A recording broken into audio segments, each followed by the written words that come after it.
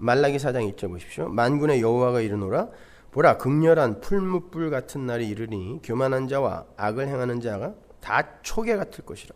그 이르는 날이 그들을 살라 그 뿌리와 가지를 남기지 아니할 것이로되 내 이름을 경외하는 너희에게는 의로운 해가 떠올라서 치료하는 광선을 바라리니 너희가 나가서 외양간에서 나온 송아지같이 뛰리라.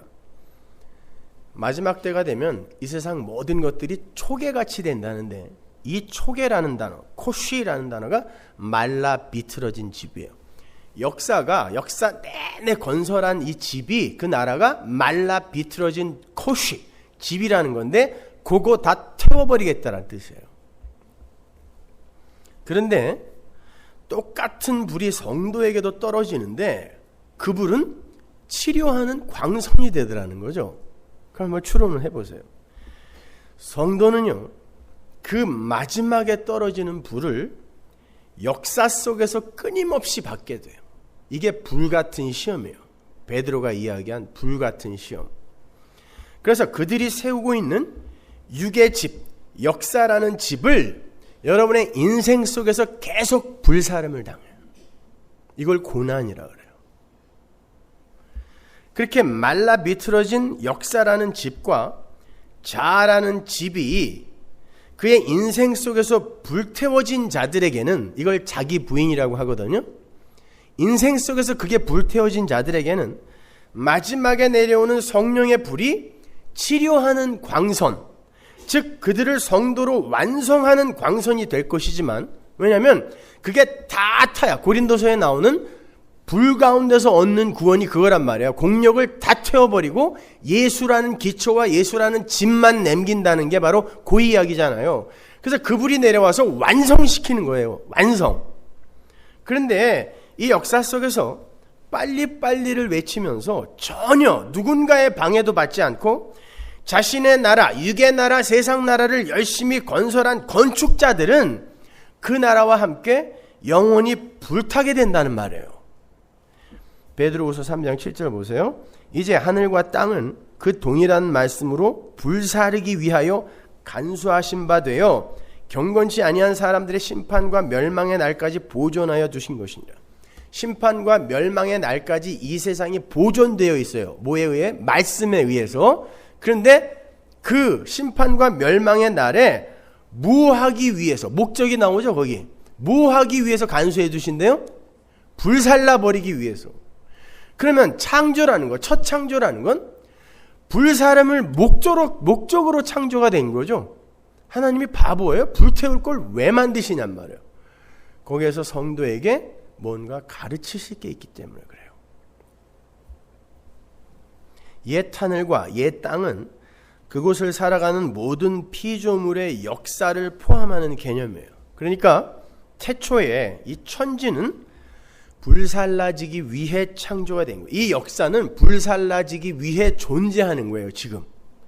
그렇다면 왜 하나님은 불살라버릴 걸 창조하셔서 그 속에 당신의 백성들을 넣으시는가? 시편 28편으로 가보세요. 4절.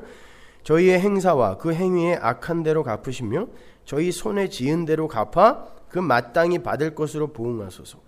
저희는 여호와의 행하신 일과 손으로 지으신 것을 생각하지 아니하므로, 하나님의 창조를 생각하지 않고 지들이 뭘 자꾸 지으려고 한다는 거죠. 그게 역사라는 거죠. 그걸 여호와께서 저희를 파괴하고 건설치 아니하시리로다. 요걸 알게 하기 위해 불살라버릴 첫 창조를 창조해 놓고 결국 마지막까지 열심히 뭘 하게 만들어요.